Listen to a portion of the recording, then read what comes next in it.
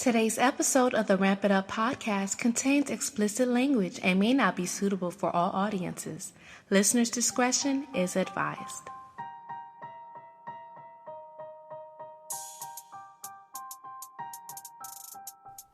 Ladies and gentlemen, you are listening to the Ramp It Up podcast with your host, Ronell Sinuis. Are you ready to ramp it up? Ramp it up, ew! Hey, yo, ramp it up, B. Girl, ramp it up! Ramp it up! The Ramp It Up podcast. Hey, you need to ramp it up.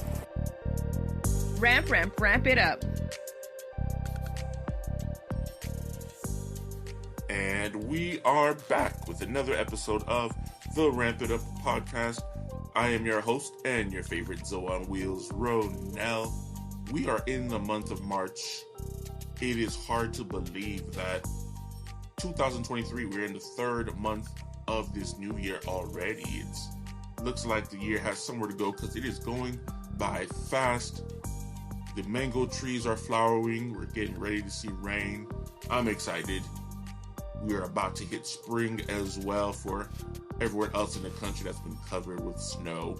For Florida, it's just going to get hotter. We already know what that means. But the month of March is an extremely busy month. For those who may not know, in the month of March here in the United States, we celebrate Women's History Month from March 1st all the way through the 31st. And Women's History Month is observed annually in the month of March, where we commemorate and encourage the study and also highlight the impact and the contributions women have had in American history. We encourage the study. And here in the podcast, I want to make sure we do the same. We're going to highlight some amazing women, not only in American history, but who've contributed to disability rights.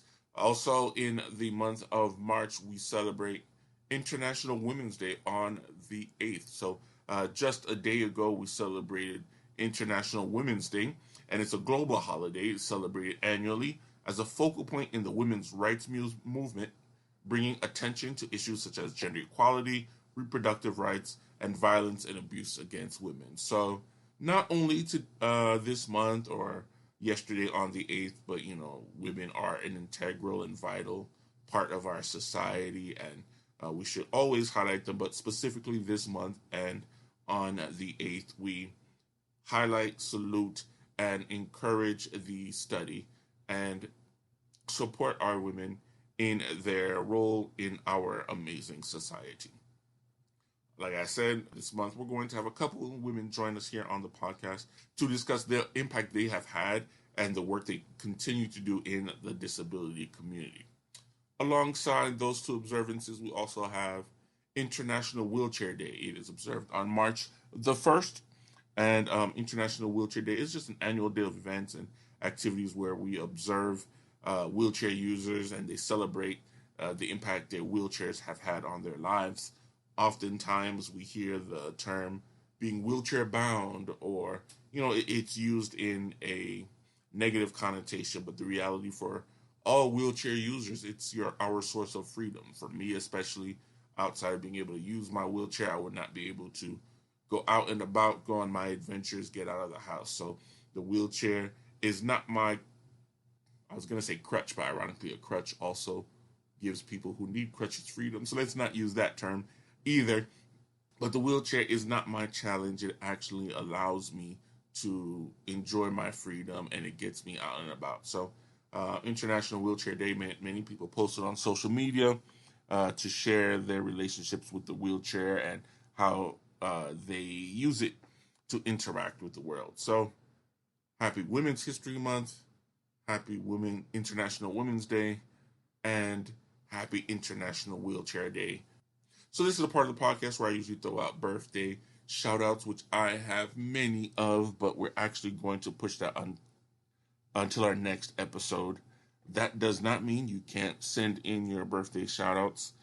You can email us at rampituppodcast@gmail.com, rampituppodcast@gmail.com. Follow us on our socials. It's ramp.it.up.podcast on Instagram and the Ramp It Up podcast on Facebook. But I'm going to take this opportunity to share some unfortunate news with the community. We actually had the passing of an extremely important figure to the disability community, and it almost seems poetic. And follow me here, I don't want to sound crass, but for such an amazing woman, someone who's done great work for the disability community to pass while we are observing Women's History Month. But she goes by the name of Judy Heumann. She actually been hailed as the mother of disability rights movement, and I'm still pretty new to advocacy and learning about some of our foremothers and fathers in the disability rights movement, as early as the civil rights movement in about the 60s. And I haven't had the opportunity or the pleasure of meeting her in person. I have attended a course that she taught through Fable, one of the organizations I work for. So I guess we have several hundred different degrees of separation between us, but I've had the pleasure at least of learning from her directly, and many others have taken the fight that she has had for disability advocacy and molded their careers and their advocacy around what she essentially laid the foundations for. She built a movement championing the rights of people with disabilities and gifted the world with her legacy. Her career was full of firsts. She was the first wheelchair user to become a licensed teacher in New York. She served as the World Bank Group's first advisor on disability and development. She was also the first special advisor for international disability rights at the U.S. State Department. She's also an author. She's written 2 books. She's the Netflix documentary Crip Camp shares about her early childhood years. She's also worked tirelessly to advocate for the rights of people with disabilities around the world. She hoped to inspire people with disabilities to advocate for themselves, exercise their right to work, and advance their careers, regardless of social barriers.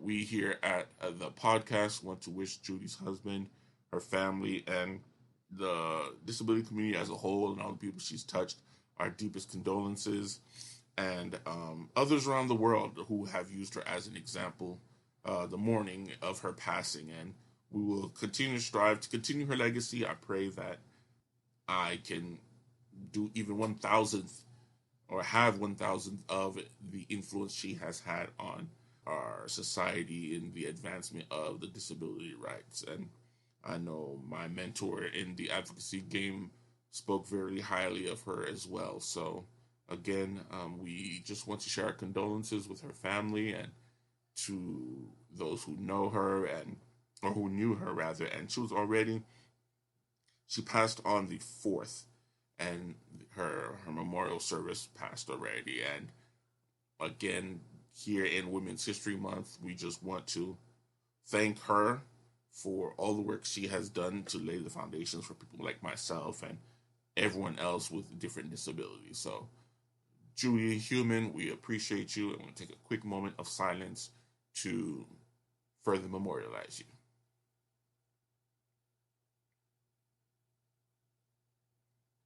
Thanks, everyone. So again, just to bring us up to what we're sharing on today's podcast, as I said, we will be highlighting several women who've done amazing work here in the disability community. And one in particular, I've had the pleasure of meeting her through the United Spinal Association. She goes by the name of Jean L. Minkel.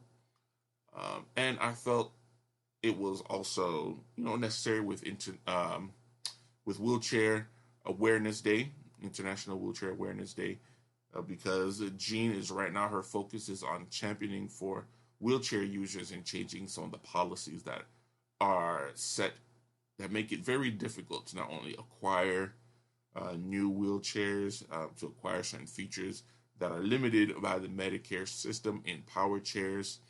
And ever since I met her, I believe last year through the United Spinal, because that's around when I was looking into getting my new chair as well, I felt like Not only is she championing for us, but I had so much that I could learn from her. She has been working in the disability community since the 1960s. She's a longtime physical therapist, an assistive technology professional, an author, an educator, and she's done so much in the disability rights movement. And in today's conversation, we delve back into her history and being involved in the early years of some of the power chairs and some of the innovations that were coming through for assistive technology and where wheelchairs are now. And unfortunately, we didn't have enough time to cover everything I wanted to, so she'll be another guest that we'll definitely have a part 2 on. But we talk about some of the shortcomings therapy has had and some of the issues that power wheelchair users and manual wheelchair users tend to face when coming to trying to purchase new chairs or certain functions being covered by insurance. So it was actually a really good conversation. I learned a lot from her, and I will continue learning from her, and actually will be giving you guys the opportunity to participate in some change as well. We'll talk more about it during the actual episode, but there's a policy that is on the table to be passed where they will be trying to convince Medicare to include seat elevation in power chairs to be covered by the insurance. Currently, right now, it is not covered. And we're asking to hear your input, to hear your story, why it's necessary for you to have seat elevation for your chair. Unfortunately, there are still some limitations. It has to be quote unquote medically necessary in the home. And again, we'll elaborate a bit more about that.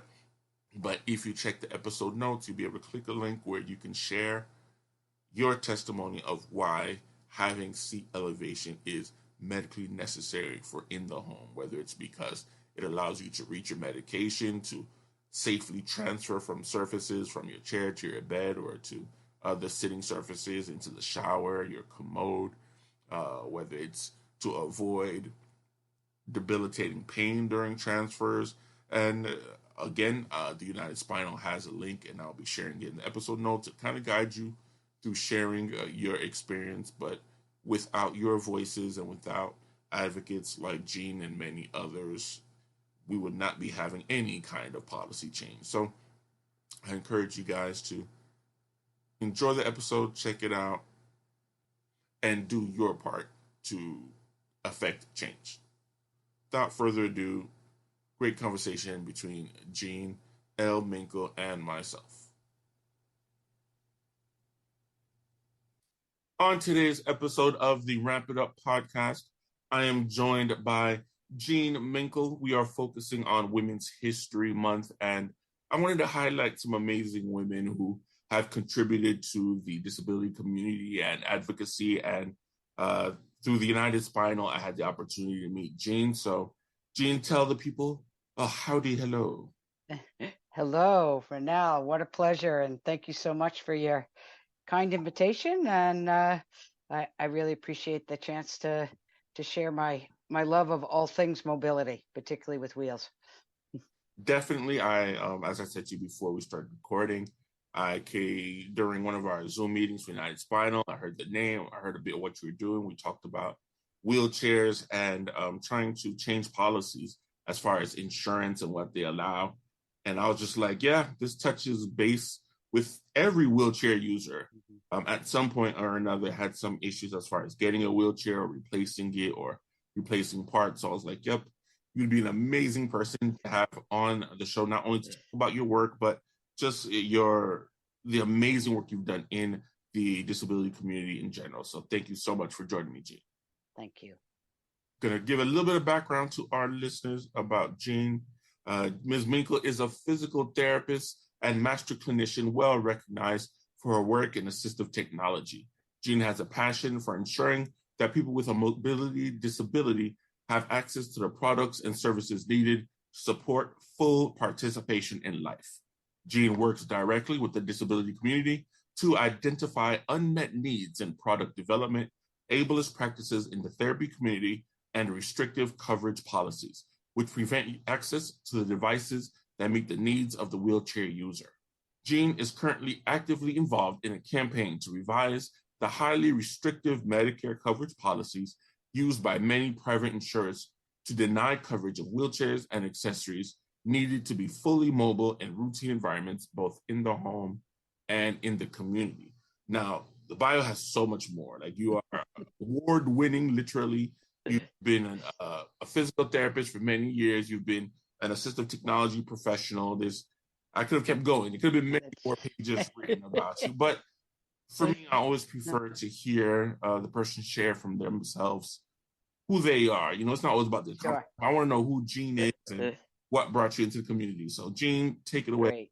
Thanks so much, Renal. And thank you. And I really enjoy this opportunity to talk to the community directly. One of the bigger challenges in achieving that goal of getting people what they actually need is there's so many layers between the clinician, the consumer, the payer, the supplier.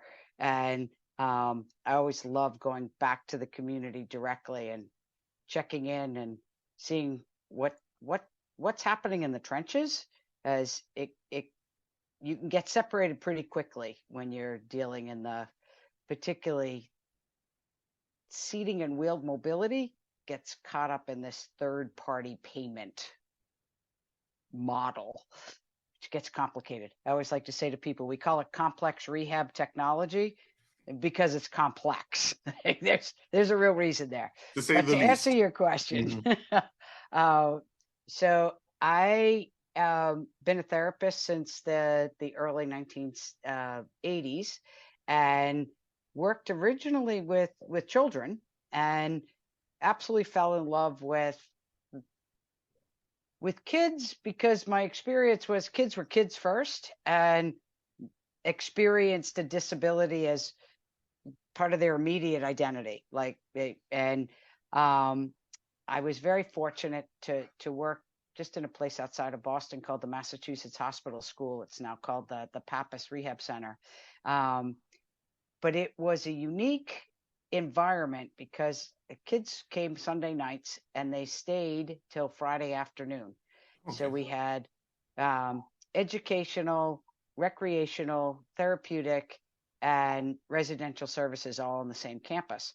And I had graduated from PT school, and what many therapists will tell you is PTs in particular get a lot of background in education to help people ambulate. So we have gait class, and we have gait training, and we have ambulation aids, and all kinds of instruction around getting people to be walkers. I had 21 children on my caseload. One walked, and the other 20 used wheelchairs as their primary means of getting around.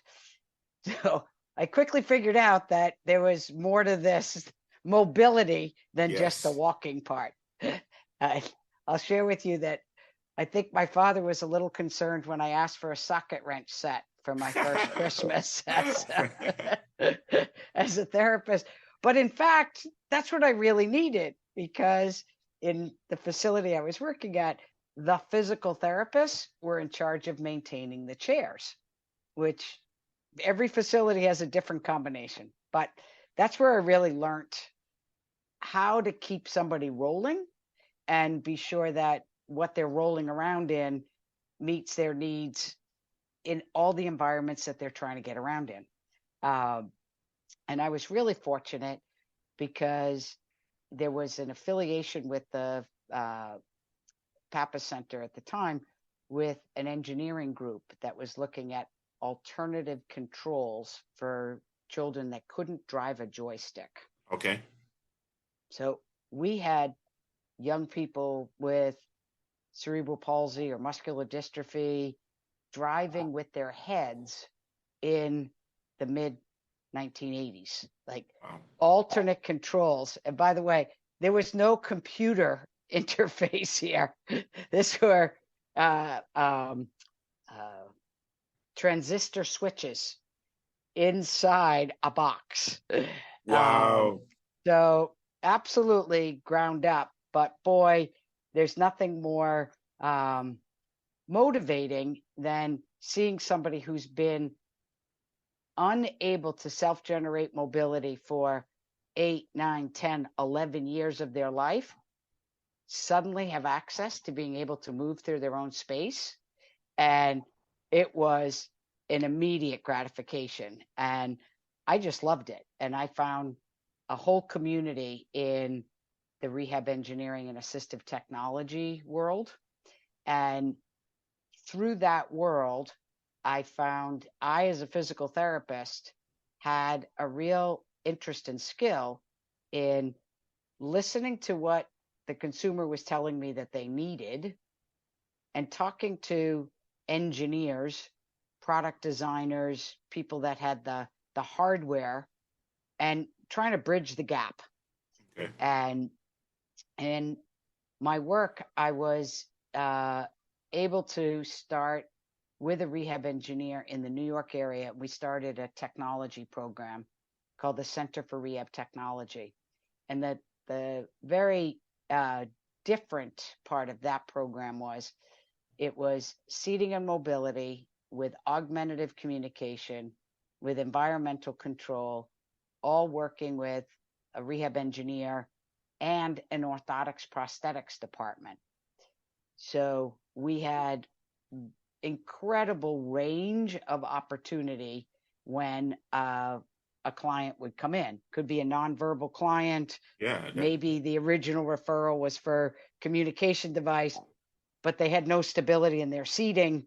So we did the seating, and then we could find an access spot, and then we could look at communication. So it was a real transdisciplinary opportunity.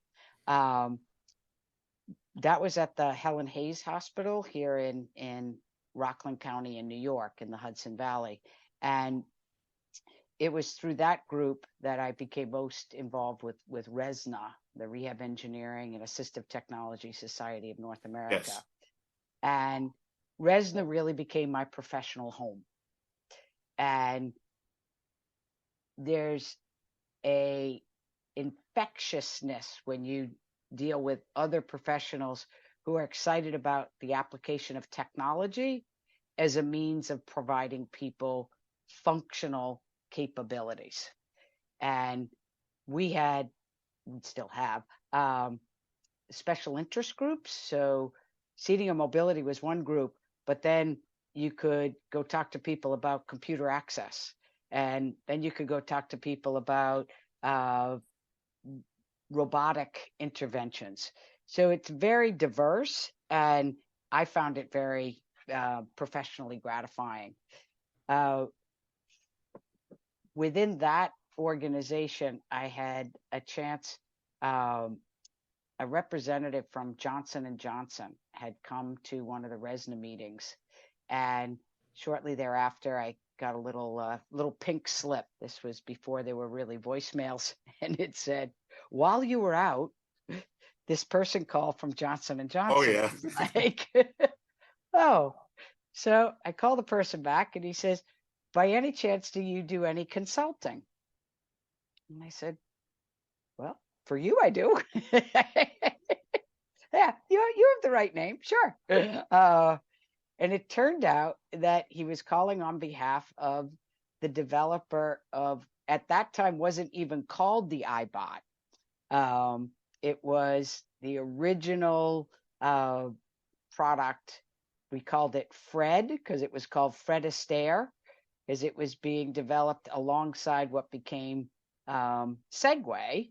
Yeah. But in their initial proof of concept designs, the stair climbing device was called Fred Astaire, and the Segway product was called Ginger. So it was Ginger and Fred Astaire. And that person's name is Dean Kamen. And Dean was developing this gyro balancing technology. So for about 10 years, I worked as the clinical tester of what then became iBot, and we got it through the FDA. And it was a really interesting experience from product development with really talented engineers who had very little exposure to people with real disabilities. Okay. And I'll never forget the day the gentleman was showing me how the iBot worked on the staircase, and he's using his trunk muscles to move his trunk Not back and knowing forth. that most people in wheelchairs don't have trunk. And I said to him, well, that all looks great, but what if you can't move your trunk? Like, keep your trunk against the backrest. And he looks at me and goes, well, you have to use your trunk to make it work. I said, well, your users don't have access to their trunk. So And I mean, that brings back, those... I don't say that brings back to what you're saying, being that bridge, because there is usually a disconnect. The designer to the person actually using the products, because of, no one's malicious, but it's just the lack of knowledge and exposure. Lack of exposure, totally a lack of exposure. So, but we were able then to bring people in with disabilities to say, this is your target audience. This is who you're trying to build something for. We need your intellectual capability, but you have to really understand who your target audience is here. And they listened, they modified, they changed. And when we actually brought, and the iBot's technology, particularly in the late 1990s, was light years ahead of the wheelchair industry. And it even went through the FDA as a completely different class of medical devices. Okay. When we then applied to Medicare for a new product description, it was the first time I really had a big clash with how public policy impacts access to technology. Okay, we're gonna pause here because that's okay of our conversation, and we're not ready yet. We're still on this. Okay. So from my work with iBot, I then I knew I did not want to continue in a corporate line, and I had a chance to do a really incredible professional opportunity. There's a group in New York City that was using New York State Medicaid funds to support people with physical disabilities to live in their own homes. Okay. And we had the chance to go into someone's home, establish what equipment they needed, from bathroom equipment to transfer equipment to mobility equipment, for full participation in life. So it was the whole thing. What is the neighborhood? What does the elevator look like? What does the bathroom look like? And using the Medicaid funds, we were able to provide people what they needed. Okay, so this is where, I'm so sorry to cut you off, but that's okay. A question comes in, because I have to kind of set it up. You first mentioned, as far as in PT school, the focus was to teach ambulation, walk, get people up and moving, but a lot of times, as you said, 20 out of 21 ends up not being the goal. It's just to get around, whether it's using an aid or whatever. And now you're talking about assimilating into the community. But this is pretty essentially ADA, where brick and mortar, and of course technology, was not being geared towards facilitating people with disabilities. How did you, or what experience did you have in trying to influence some of these decisions going towards what the consumer, individual with disabilities actually wanted? Because these individuals wanted to be part of the community, they wanted to work, they wanted accessibility, especially in their own homes. How do we start heading in that direction from telling them what they were going to be allowed, creating devices that they couldn't use? Oh, and now what a great question. And thank you so much for asking. When I was at Helen Hayes Hospital in the Center for Rehab Technology, one of the more profound aspects of the program was we had an outpatient service, and there were people who had lived with their disability. Some people I worked with had lived with their disability longer than I had been alive. And they were coming back to the facility for either an equipment replacement or a change in something that wasn't working. And I had now moved from a pediatric population where fairly culturally routine, where you tell little people what it is that you're going to do, to now working with an adult population, an experienced adult population. And I quickly figured out this person knows a whole lot more about their life, what's worked in the past, what their accomplishments are, what their goals are. And I better shut up and listen before I start. And it happened that at the same time, I was moving to a broader population of people to help their needs. I was asked to do a book review on a book, and it was a book by a therapist for therapists. And this fellow brought up something that has stuck with me. And he said, if you're going to be successful, particularly in rehabilitation medicine, you have to move from an expert model of care to a partnership model of care. That says a lot. And I'm going to say, because those of us who are listening to the podcast who have disabilities or who work in a community or even close to someone who does, will understand that. But for the person who does not have the experience, the problem is, like myself, I'll use myself for example. Let's say, go to the ER for catheter change or, a urinary infection. And I know how I feel before it kicks in. And you're in front of a doctor or a clinician who's been working for 10, 15 years, 20 years, and they know what they're talking about. And they do. I don't count experience, their work. That's why I came to you. The difference is I'm experienced in me. And most likely, the person doesn't have spinal cord injury experience as much as I do. So if they're lauding their experience over you and arguing, well, no, you don't need this, or telling you need this, and you're just telling them, nope, it's autonomic dysreflexia, I'm not having a heart attack or anything else, you have to work along with that patient versus just trying to show off the letters behind your name. That is so true. And I like to think of it as a demonstration of a choice of a professional's desire to mature and evolve into a partnership. Yes. Is we go through school and you work really hard to get into the program, and then you work really hard to graduate from the program.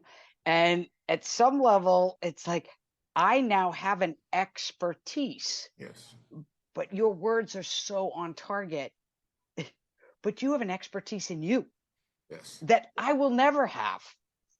And I have a toolkit of things that you may never need, but that's my toolkit.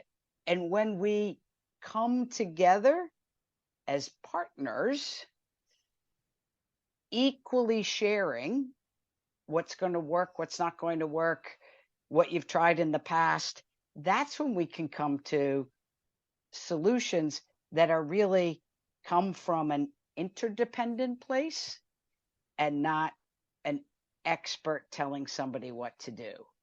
I think some of my, more entertaining experiences having gone to hospitals outside of, your spinal cord injury specialty hospitals are when you have that discussion with either a nurse or the physician on hand, and then they tell you so many times you're wrong. And finally, they believe you because you've proved them wrong, and it's that, and I'm like, that's not why I'm here. I'm not here to remind you or to argue. Nope. Let me tell you exactly what happens, especially when you've been injured 5, 10, 20 years. And this is, not to speak down to newer students who just graduated, but someone with 1 or 2 years of experience. You're trying to tell them, hey, I know I've been around the block. Give me a chance, and we can do this together. Like you said, yes, you have your expertise and you have to run certain tests. Great. But I'm going to tell you, giving headache medicine is not going to cure autonomic dysreflexia. That's not what's going to help. No. Right. And I get even more frustrated when when within a community of people who have decided to work with people with long-term disabilities, like the seating and mobility world, who still continue to act like experts. And it's like, stop. This person has so much information to share with you. And if you start with a place of curiosity, so people often ask me, how do I begin an evaluation of somebody that I don't know? Well, one of my first questions is, what's working for you that you don't want me to mess up? So that's inviting. And then the person's like, oh, nobody's ever asked me that before. Yeah. Right. So it is truly a professional choice to engage in partnership. And you mentioned somebody newly graduating or somebody newly choosing to go into rehab. The best words I can share with them is, the client who's lived with their disability for a long time can become your best teacher. And you can pick up things that it's also why I love hanging out with you guys. It's like, I learn much more in the trenches than, I'll ever get from a trade show at an APTA conference.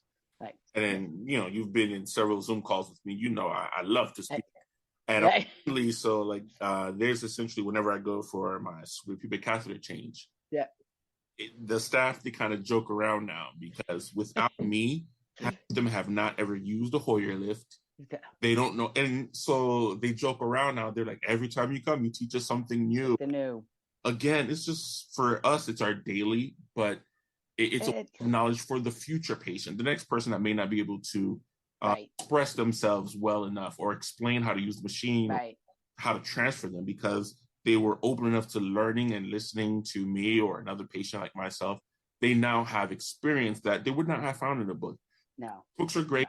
The lectures, all those things are great, but that first-hand experience, especially from the lived experience, it's invaluable. It's priceless and invaluable. You're exactly right. So now, you spoke a bit about the beginnings of the iBot, and again, that's early 90s, you were saying. Mm-hmm.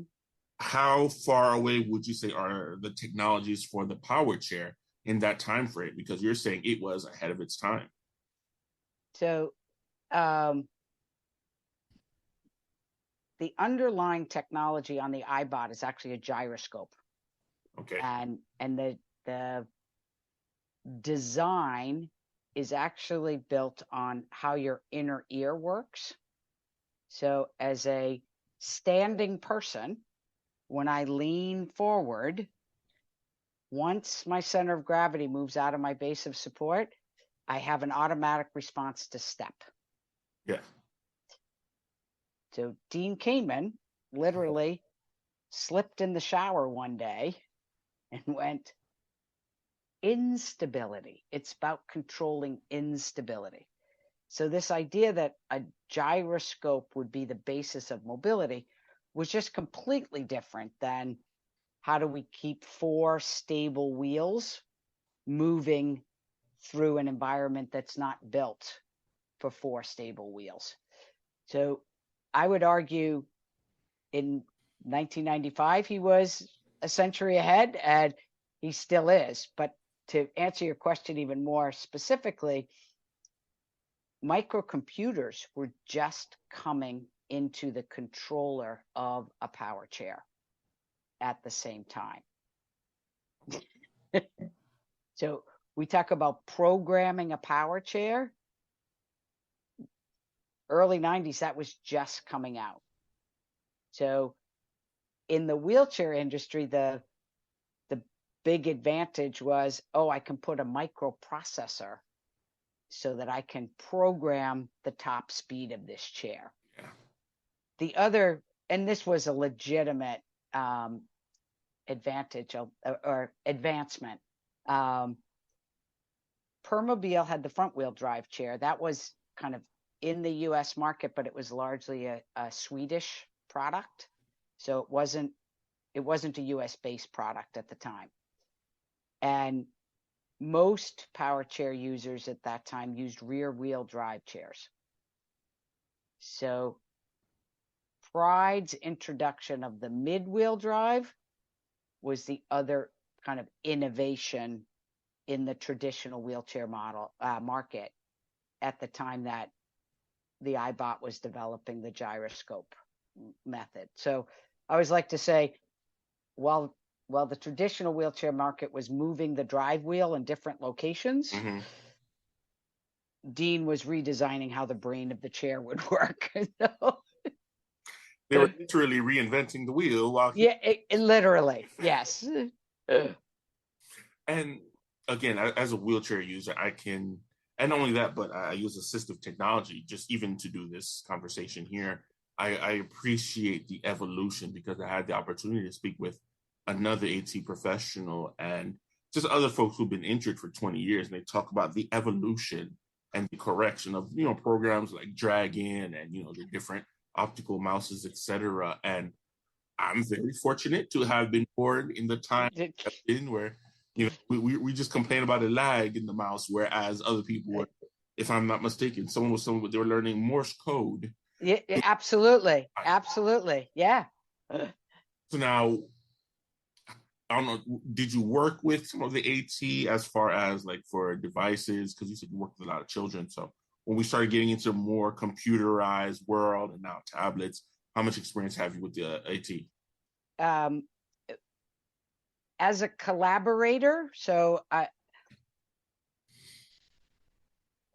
when you work with folks with multiple technology needs, one of the things that becomes apparent is you have to have a stable base in order to function. So my experience with the AT was initially providing a seating system that would allow somebody to maximize their functional ability in order to have an access site to get them the most out of the technology. So I originally worked most closely with a speech pathologist and augmentative and alternative communication. And then I'll be very honest, in probably around 2000, I moved much more to community-based work. So was working with people in their homes and would make a referral to computer access. And so I marvel at like what's readily available now. And, you talked about optical mice and voice input. When I was working, an environmental control unit was like a $10,000 device. And now anybody can go to Home Depot and buy a $20 set and have almost the same control. I'm going to be honest. When I was injured at the end of 2016. So first few months of 2017 was my, YouTube journey, trying to figure out if anyone else had injuries.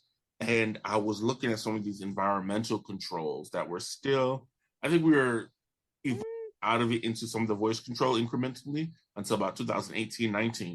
But some of them were huge. VCRs, for those what VCRs were. And they were thousands of dollars. And yes, they would, could adjust your bed and open your blinds and do these things of that nature. But I looked at it and I was like, well, there's no way I'll be able to afford that. And I mean, that's going to kind of segue into my next question. With the chairs and the AT, you've seen, even now, the biggest issue is the financing. It's one thing to go to the home of a person and see what would fit their needs, or even let them test out some of the models you have. It's another in them acquiring some of these. So, I mean, exactly, you may have had or story. Remember. I have a ton of experience there. But what's interesting, and I'll just give you a slightly different observation. So you mentioned Dragon Dictate and voice input, and that's just a really interesting example of a technology that was originally developed for people with disabilities, particularly people that couldn't access keyboards. And it wasn't identified as a medical necessity, which over the course of the technology proved to be very important, because initially it was inaccessible, but people who bought it were the direct users. And they went back to the companies and said, oh, you have to improve this, and you have to improve this, and you have to improve this.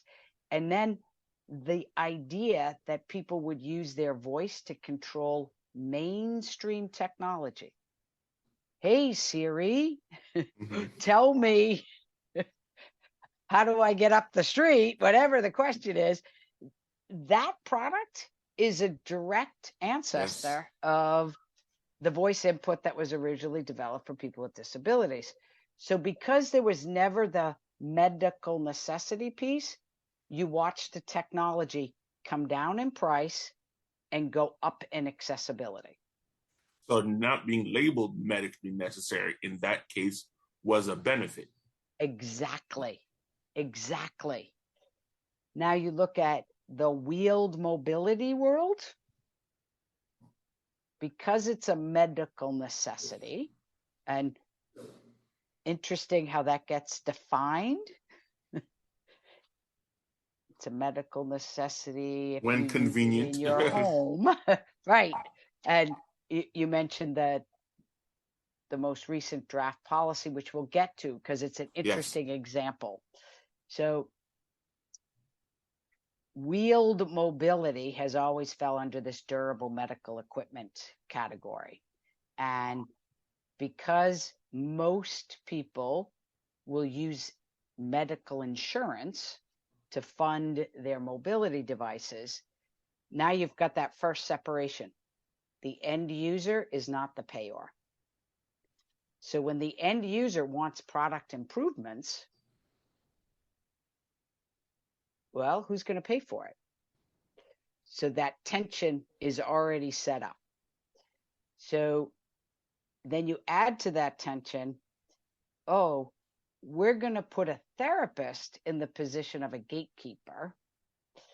And that therapist is going to tell you what it is that you need, so they can go ask this payor for what you need. And this relates back to our discussion of the expert and the partner. Yep. And in many ways, the system of insurance puts me in the position of the expert, because you need my letter in order to get insurance. And I have to be in a position to say, all right, I have some expertise, but the real expert is the person I'm working with. So how do I get their needs into the request? And what's happened, and it happened starting in 2005. I don't know if anybody's ever shared with you the Medicare fraud and abuse situation. So in 1999, and I'll give you the Reader's Digest version of the story. In 1999, in Harris County, Texas, which is where Houston is, there was a very legitimate, full-blown fraud and abuse case that there were a group of people that had figured out, if you get doctors to sign this piece of paper, you can submit for billing to Medicare, whether you produce the chair or not. So they were bringing in literally hundreds of thousands of dollars without providing any chairs. And the wheelchair industry knew about it. We reached out to CMS. We were like, you have a fraud and abuse problem over here. At the same time, there was a company. Have you ever heard of a company called the Scooter Store? Yes. So the Scooter Store was doing direct marketing to the Medicare population. Yeah, I remember the commercials, everything. Got it. So what was happening is this, particularly in the power chair world, there was this explosion of utilization. And CMS, the Center for Medicare Services, said, oh, we have a problem with that industry. So suddenly the wheelchair industry became the slimy industry. And I'll give you a really good example that I'm not just being overly protective of my industry. Mm-hmm. When CMS first announced a new coverage policy, it was called Operation Wheeler Dealer. Just to give you an idea of what the policy people thought about the wheelchair people. And I dare say they still think about it. So in an effort to swing the pendulum back to not allowing fraud and abuse, a new coverage policy came out. And this is where this idea that the wheelchair has to be provided to allow somebody participation in not ADLs and not IADLs, but CMS made up the term mobility-related activities of daily living, called MRADLs, which take place in the home. And I'm going to assume without consulting people with disabilities, without including people with the quote-unquote expertise they just made. Well, what was interesting is they did put out for public comment. And I was very active, and we had a group called the Clinician Task Force so that we could provide information to CMS. This was a great opportunity. We can mold future policy. Mm-hmm. And our first public comment back to them was, mobility is more than medical necessity. There's a functional need. And CMS took that functional need and said, oh, you need mobility to function in your home. Oh, okay, that's just it. Nowhere else, not across the threshold of the door, just in the home. In the home. Now, the policymakers at the time, and they would look at somebody like you, and they would say, oh, Rennell needs a chair in his home, and there's no restriction for him to use that same chair outside. Okay, so they're not restricting you. Mm-hmm. However, if you're a really active person outside, you're only going to get equipment that is necessary in the home. Mm-hmm. So they're not going to restrict you from using it outside, but they're not necessarily helping you to do so either. To do so. So our friend Ian, Ian McKay, for those who are listening in, is our very active full-time wheelchair rider. And he uses the example, which I experienced as well. 20 years ago, he used to have access to a really superior wheelchair motor that was called the gearless brushless motor, GB motors. They lasted a really long time. Outdoors, up and down hills, awesome. Well, if you're not going to get paid for the performance for outdoors, now you're going to only offer somebody a 4-pole motor that has brushes in it that wear out more frequently.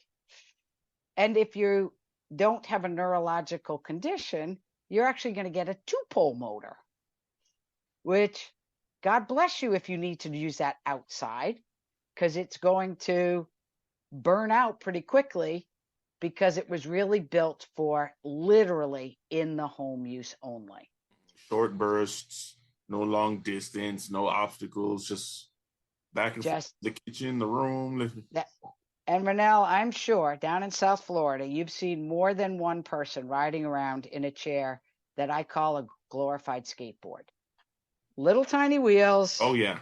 Little tiny base. And they might even have the, infamous captain's seat on top. It's and so you're horrible. like, oh, Well, that's the product. That's the result of this 2005.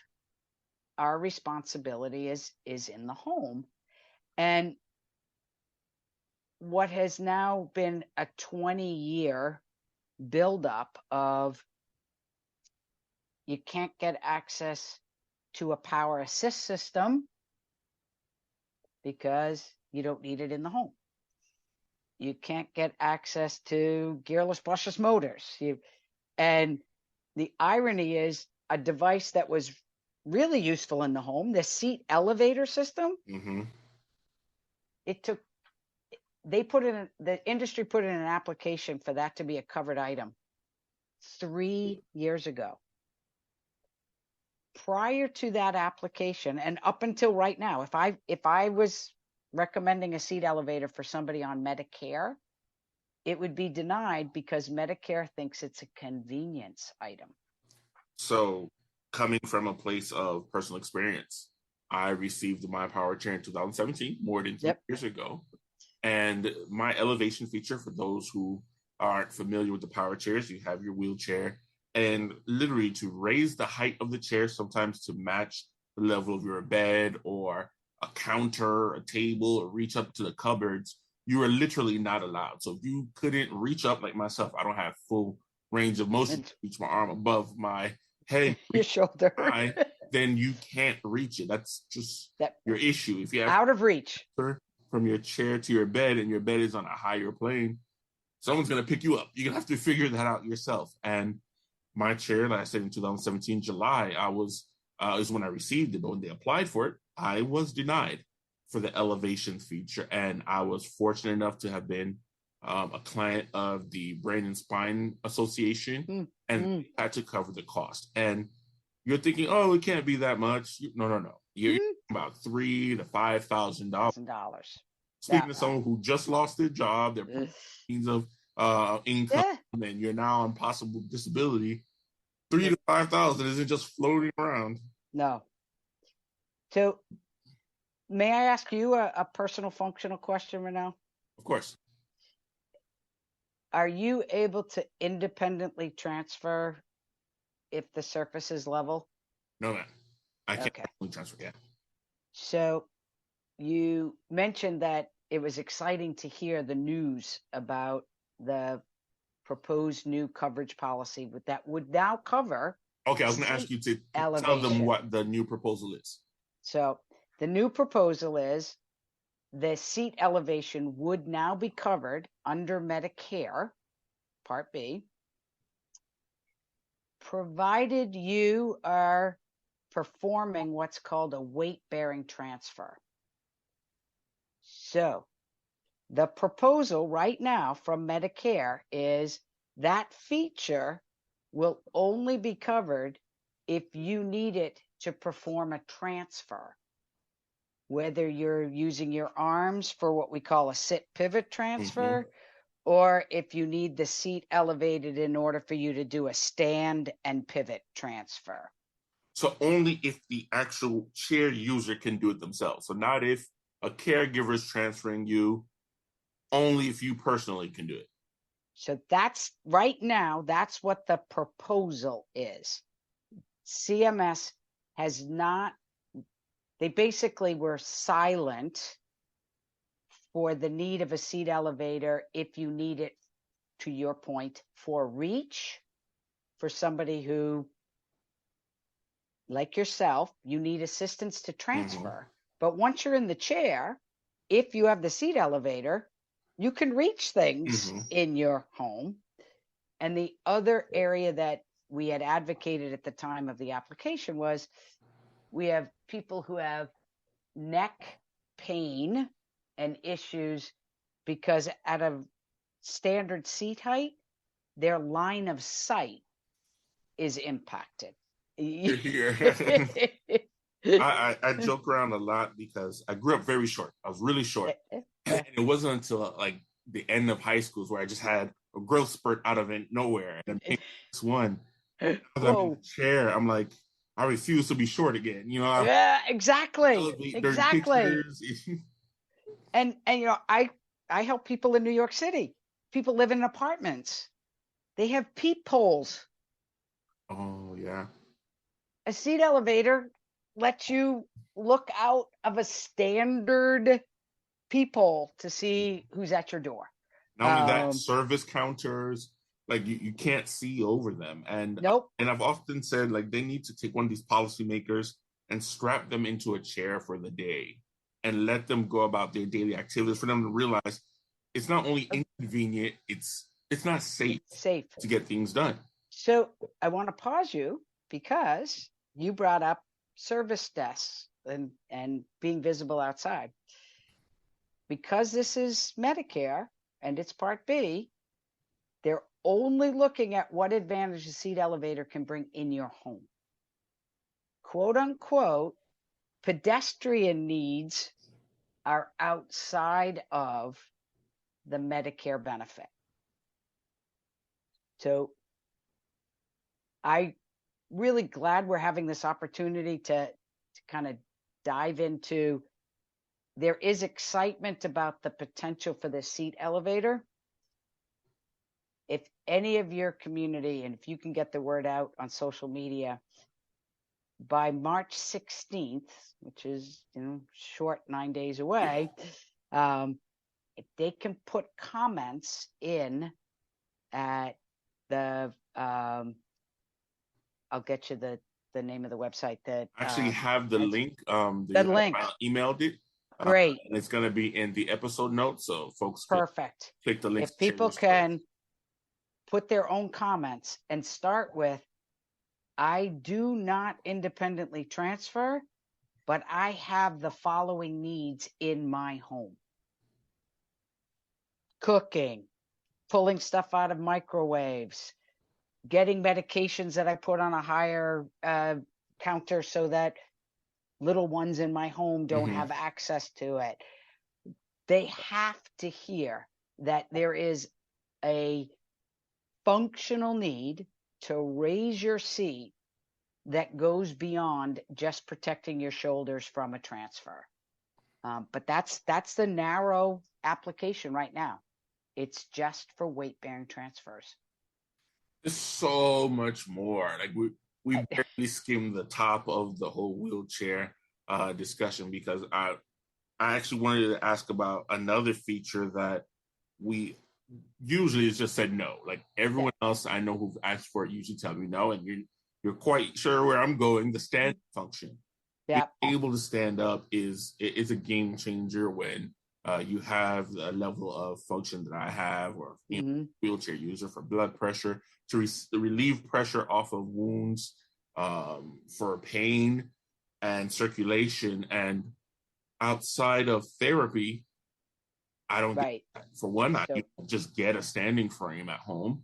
Two, do you have someone to assist you transferring into a standing frame? And we know therapy doesn't usually last for more than a year and a half, 2 years. So here I am now, 2 years without having stood up. Wow. And I'm fighting right now. My 5 years to get a new chair was up last July. I'm currently in the fight. Yep. To see if they'll approve. And to tell you the truth, my National City Mobility rep said, "Oh no, give up on that. It's not going to happen," before we put it in. And I said, "No, we're going to try." Renell, thank you. Oh, none of that. For one, I'm just a loud person anyway, and I was going to make noise. Work with United Spinal, and of course, hearing about you, I was like, "Oh no, we're doing this." I've spoken to Michelle Lee and Brooke McCall, a few other people who've given me the courage to, like, no, we're going to do this. And like I said, I recently got an update in my email that says they're asking permission from the insurance. But you're talking about from July to probably January. And I was told to prepare to be denied, to appeal and do all this. So now, what is the argument against providing the standing feature in power or manual chairs? Well, first of all, it's a cost containment that, from the insurance company's perspective, like, oh, if we say no, then we'll see who really wants it and wants to fight back. Okay. What's so and I'm so glad, because you brought up something that is so important to our bigger fight, which is how often somebody at the beginning of the process tells you, no, that won't be covered. And that may be where the fight stops. Yep. And what's happening then is your needs, as they are known as needs, are never shown to an insurer. So if you never apply for it, then it's really easy for the insurance company to say, well, nobody's asked us for that. There can't be a need for that. Nobody's asked us If for no it. one's asking, yep.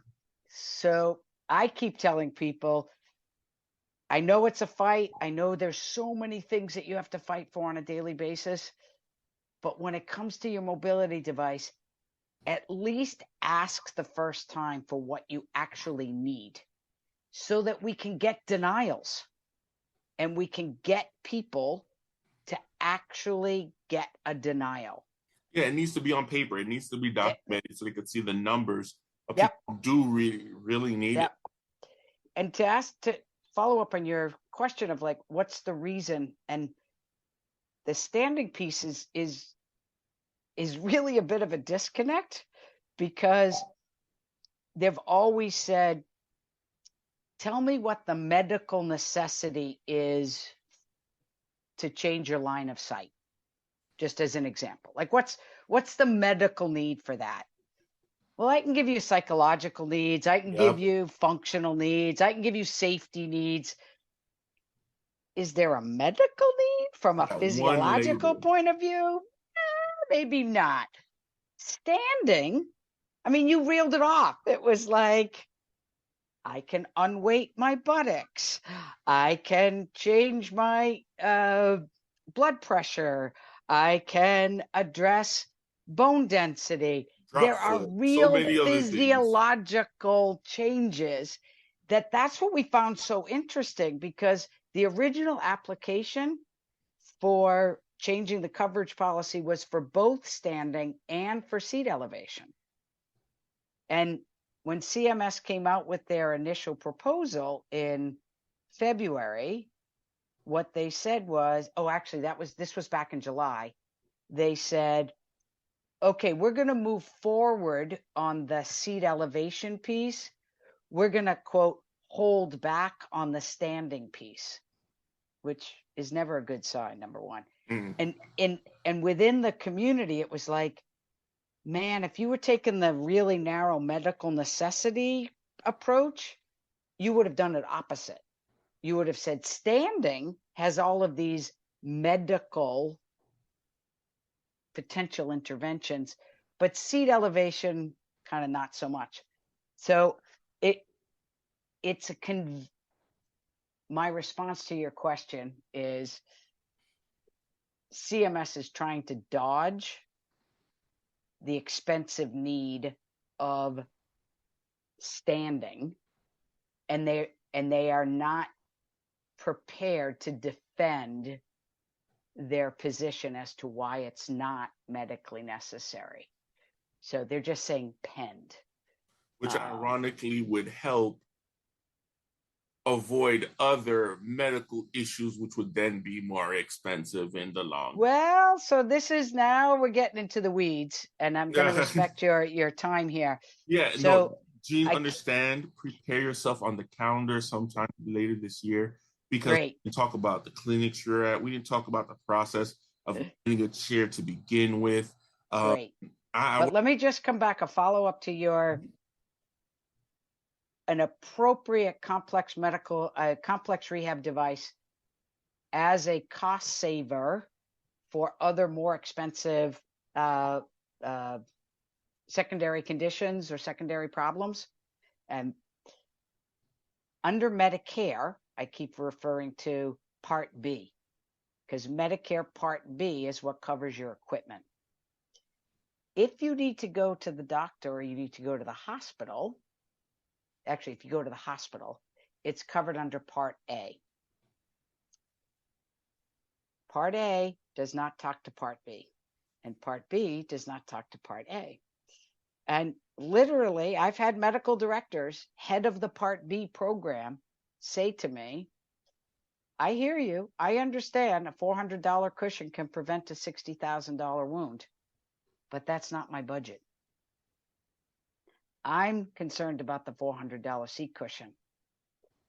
If you end up in the hospital, that's somebody else's That's budget. their business. That's their problem. So the lack of integration between primary care, acute care, and long-term care, that's a big part of why we have such a fragmented long-term services and supports for folks like yourself. It just, at some point, we need to say, this person has a long-term disability. We need to manage the services and supports in a way that provides access to personal care, access to durable medical equipment, access to supplies on an ongoing basis. His colleague of mine said recently, I'm never going to graduate from my quadriplegia. Like, no matter what intervention you give me, that's staying. So could we make the right investments that allow me as a person with quadriplegia to be an employed person in the workforce? Because that's what I'm capable of being if I have the right investments. So much broader topic, but that Part A, Part B is a big part of the Medicare policy. So craziness. And again, it just goes to show, and for us to appreciate the work you and all the other advocates are doing, because there's so much, and it's been 30 years of work and continuous work. And as we close, well, actually, people will tell you since 1965, because that's when Medicare and Medicare started. So it's been even longer. Just to kind of close, yes, words of advice, or what can people do when they're faced with being denied, or if they don't have the courage to even ask for these products? So first of all, going back to your voice is so important in your self-advocacy journey. And as soon as somebody tells you no, the first question should be why? And the second question be, I want to try anyway. If you're willing to do the fight, it's really critical for us to be able to move the policy forward for people to make real requests. Second is to reach out to the community. If you're hearing no's, like, hey, how did you do this? I know Ellie Ingersoll, another United Spinal advocate, always offers people support. And then the United Spinal is sponsoring the Wheelchair Denied Storyboard. So that's a great place for people to tell how they're experiencing denials. Is it the no with the supplier, or is it actually the written denial? And if people will put their stories in, we're happy to follow back up with them. So that's at unitedspinal.org/wheelchair denied. And put your story in. We can help you out. And to your point, Renelle, this is open to anybody that's a wheelchair rider that's trying to get the right mobility device. Doesn't have to be SCI or SCID. Gene, thank you so much. We'll definitely be planning on another conversation. I know you're busy and you have to go. But thank you very much. I hope everyone learned a little about the wheelchairs and the work Gene has done in the disability community. Until our next episode, have a great one. All right. Thank you. Bye-bye now. Right, thank you, Gene.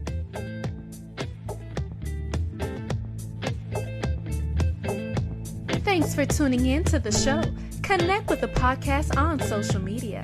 Check out our Instagram page at ramp.it.up.podcast or email us at rampituppodcast@gmail.com. Until next time.